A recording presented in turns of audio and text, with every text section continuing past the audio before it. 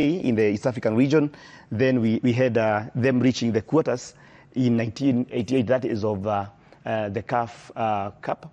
Then we come to local honors, and that's why people are talking about really Kogalo is not doing anything meaningful at the Continentals, but come back home, they are winning easily. KPL champions 21 times, you know, and then Sekafa title holders for all those years. You can see from 1980, 1981, 1985, FKF Cup 11 times, and also win the Super Cup, which is essentially that title that always raises the curtains for the league. They have also won it before. It's Kogalo, the nickname, founded in 1968. You know, that's very beautiful history.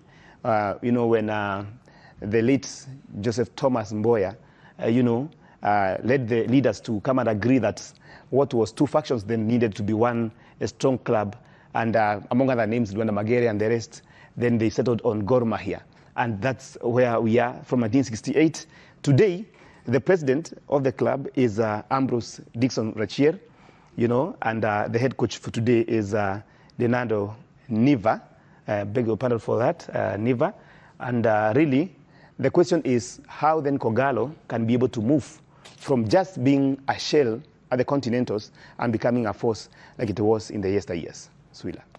Thank you, Jacob. Of course, a decorated history there, but it ends at that. And now to help me break this topic further, I have with me to my immediate right, Sammy Kempes Owino. Welcome to the program. Thank you. Pleasure having you here. Thank you very much. And of course, to the far right is Mr. Bethwell Oduor. He's an author. Of course, he's written quite a number of books, and he has also documented Kenyan football for quite a long time. He is a historiographer. Karibu sana. Thank you. Okay, we go right into it, Sammy. You played football in the years gone by, and you've seen that story. Does it worry you, and what's the way out? Yes, of course. You know, Kenya football has been in bad situation for a long time now, and I've been actually worried for a long time, and I've actually wanted to come back and be part of it, and so for me, something needs to change, and if you compare where we are to where we are in the past, like you've explained it in the last few minutes, we have a long way to go, and it does worry me.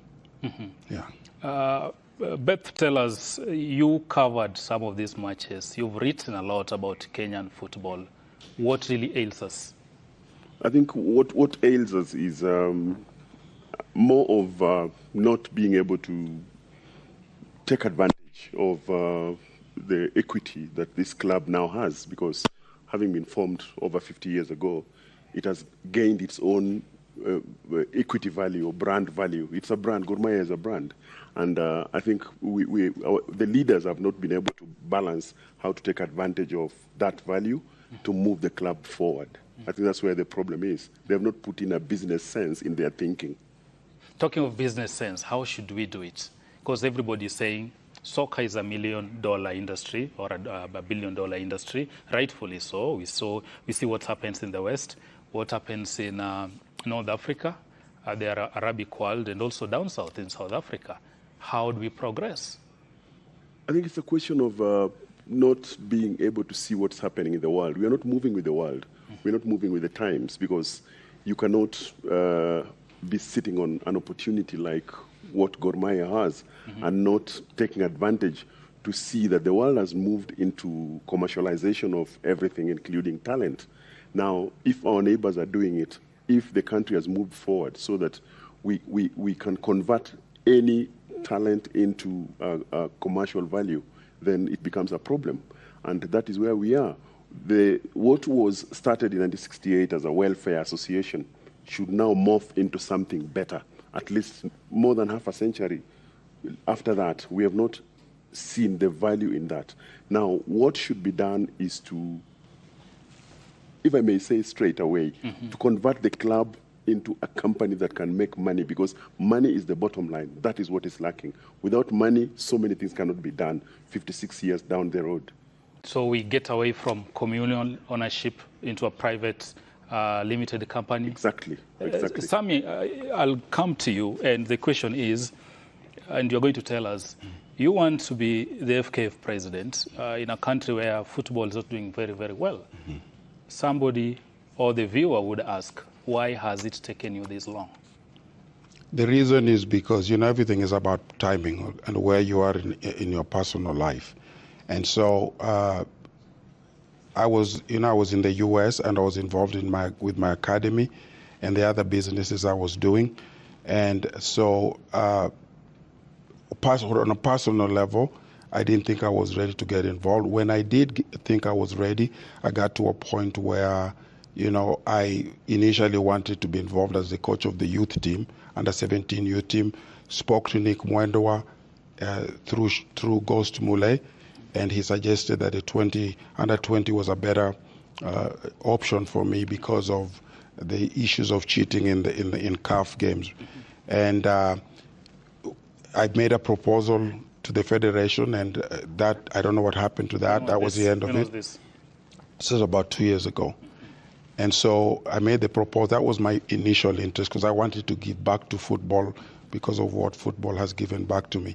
And so when that happened, I started talking to people, and somebody mentioned to me that it was incredibly difficult to do anything good as long as you are not the person at the top. And the person suggested that I run for the president. And at the time, I dismissed it. I didn't even think it was something I wanted to do. But as I thought through it, I said, why not?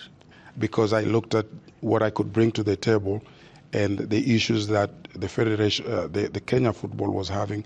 And so I felt like I could make a difference. And then coming back to the initial question you have, and I'll just be very brief, the issue of Kenya football in general, whether it's the federation or the clubs, come back to just poor leadership. It really is. If you just boil it down to that, that's what it is. It's because we don't have leadership that have vision, and then the competence, and then the ability to bring that vision into reality. That really is our problem. So you think you're the right man with that vision? I believe that. So what magic would you inject in Kenyan football if you became the president? There's no magic.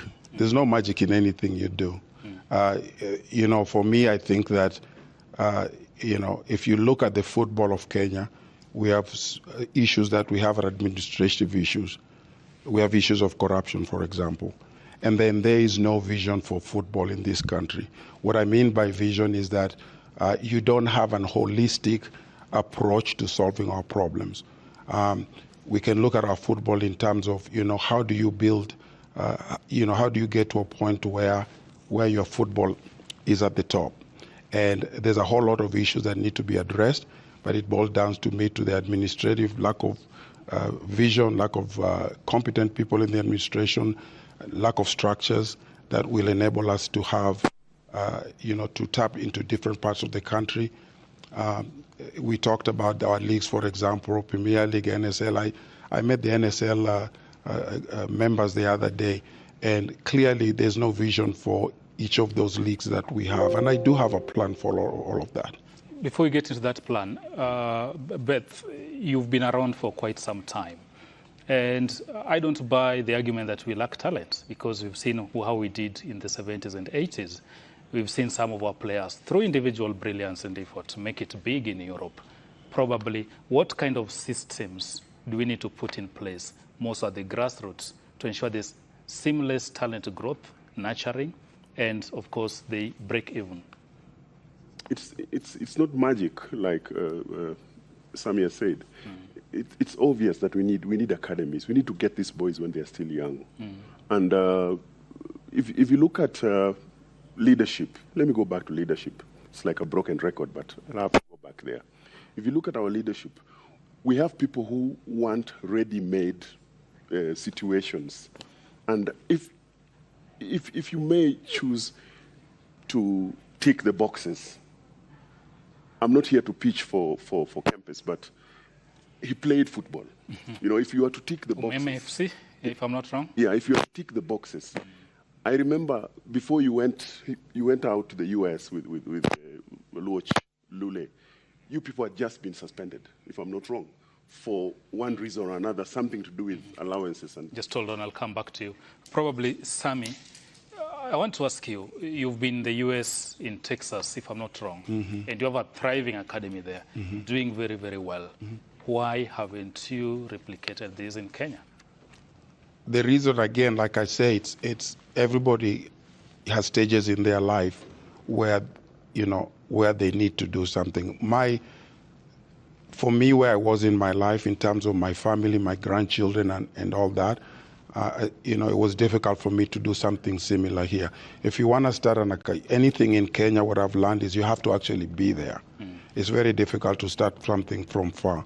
And so the timing was never there from a personal standpoint for me to do anything at the academy level. So what I focused on was supporting people who had already had academies. So I would support them with equipment and stuff like that, or financially as much as I could. So that was my focus.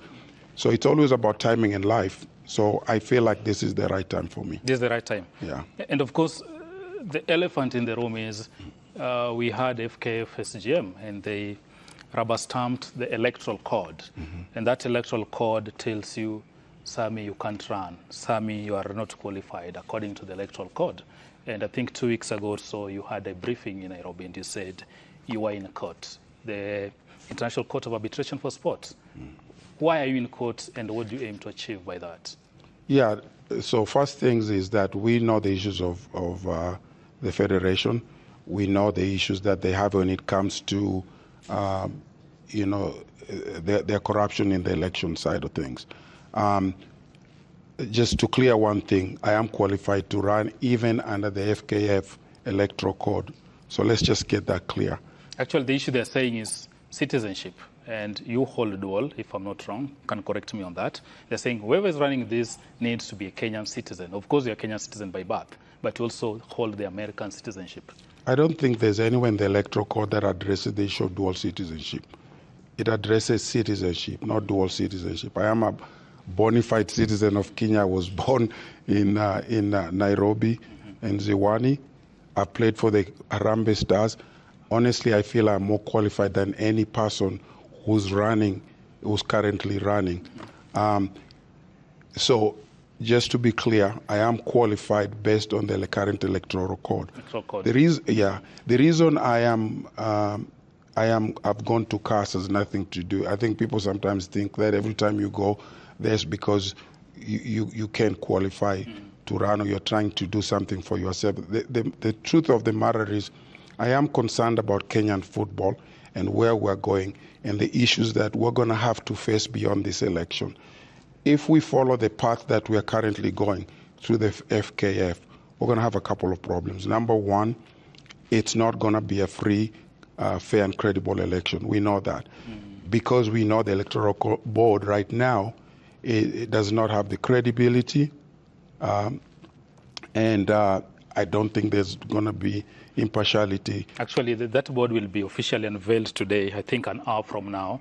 But why do you say that board does not have impartiality? Because I don't want to pinpoint people, but I think if you look at the individuals and their relationship with the federation, that alone just disqualifies them. There's no independence of the board members, and that's a big issue. There was no inclusivity in involvement of people in the selection of that board. And so that's going to be a problem. And then, so why did I go to CAF? It's simple. We don't believe that this election is going to be free, fair, and credible. If you look at the problems we're having from a judicial standpoint, we still have issues that they are facing in local courts that could be an issue beyond the election. So I don't want to be elected and then have to, a couple of months later, be facing court cases and be thrown out and have the elections be repeated. And then the third issue, we feel that we want to protect AFCON. So we feel like the best way to be able to deal with the issues that are bedeviling our football so that we can have, a good start going forward is to constitute a normalization committee. Because if you look at the normalization committee, the court cases will go away. We will have free, fair and credible elections. We will protect AFCON because we won't have to deal with these issues. And then the other things with we will not prevent people who are qualified to run for office. So are those some of the prayers you're seeking in Lausanne? Exactly. Beth, you've had some speak. Do you think probably that's the right path? And on this electoral board, from where you sit as a stakeholder, what really needs to be done to ensure that as we go to this election, of course the board will be formally inaugurated today, we have all stakeholders buying into this and saying these are men of integrity, we have faith in them, and they can oversee this process? The biggest problem that we have in Kenya is the way our political culture has infiltrated into our sporting organizations. There is a syndrome, an election syndrome that follows our politics down to the sports federations or organizations. So you find bad habits trickling down from the top to the bottom. I don't think there is any sporting organization that is free from trouble, so to speak. Now, if you look at the way our federation does its elections, you realize that it's fraudulent from the word go. And it's interesting that this is where you find the so-called ghost delegates coming in and voting, and their votes count. People who have never done anything for football in Kenya, they've never been active in any way, but come elections day, they're used to determine the fate of our future. But in all fairness, Beth, I think for this FKF election, we know who the delegates are. If you're talking of the top clubs in the KPL, we know who they are. If you're talking of NSL, we know who they are and those who hold the leadership. If you're talking of FKF branches again, we know the number of branches. Do you think, again, with that voting pattern where we know who really going to cast the vote, don't you think that makes it easy even for the candidates on whom to talk to without really making this open to abuse? I don't trust the process, because that's where that's the elephant in the room. The so-called delegates, or those who are going to vote, are people whom we are doubtful about from the word go. The way they reached where they are in the first place is doubtful. And if you go down to the grassroots, you'll realize that some of them reached where they are in a way that is doubtful. Now that cascades into the problem that we end up having, that we're going to have from today. Sitting up there does not mean that you are the best. And that is where the problem is, because some of them don't have the so-called vision that we may wish them to have for our football. And that is what ends up giving us the wrong people at FKF at the top. Correct me if I'm wrong, but if I'm hearing you clearly, you probably suggest in a subtle term that we change our electoral process in as far as FKF elections are concerned. Exactly, and we get people who go there on merit. And that takes me back to the point I was saying, that if you want to tick boxes for whoever wants to lead our federation, then, like I said, I'm not here to pitch for Sammy. You'll find that there are boxes that other people cannot tick that Sammy can tick. And there's a point I was saying before I was cut short, that he knows the pain of not being paid an allowance. He knows the pain of being victimized for no reason, or being victimized for trivial issues. And he's somebody who played for the clubs, played for the country, and knows the shenanigans that happen in our football. So if you compare that with some of the people who might go there because they're able to influence being elected in one way or another, you'll see that we might, if you're not careful, we might end up having the same people. And our football will not go anywhere because of this. It's one big problem that needs a total overhaul by having a totally different person on top there. Okay. Sammy, real quick, we're out of time, but 2 quick questions for you. You've been in the US for so long. The stakeholder there would ask, Sammy, you're out of touch. You've been in America for 3 decades, if I'm not wrong. Are you in touch with the reality on the ground, the challenges facing these clubs, facing the players, and what's your solution to this? Okay, so just going back one step back, you have the electoral board, unveiling. My question is, what's the point of that? We know who they are. We claim we don't have money, and then we're spending money on something that really means nothing. And the reason we're doing that is just we want to give the appearance that things are moving forward. So when we talk about doing things that don't make sense, this is a good example. It's really an unnecessary exercise. But it is what it is. We're used to the federation doing things like that.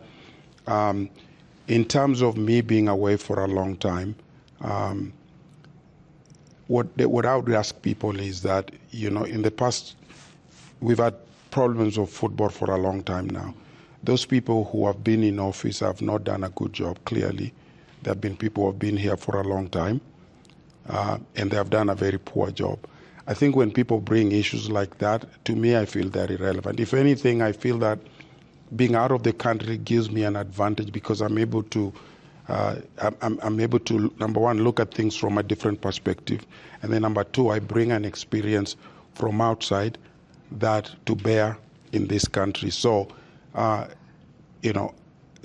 than look at it as a disadvantage, I look at it as an advantage. And then I look at the people who have been here and what they have done for football.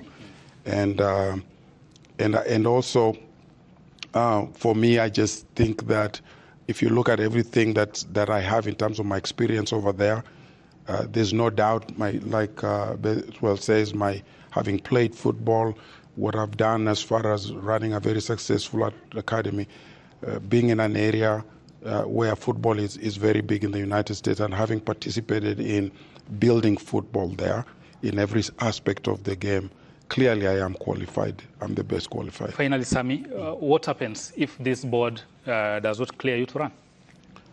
There's I don't expect that to happen because I am qualified. The thing is that with the federation, you never know with them. They always try to find something so that they can, they can kick somebody out. Currently, we have people right now that are supporting us that are going through problems because they are not supporting the federation, and we're having to deal with that.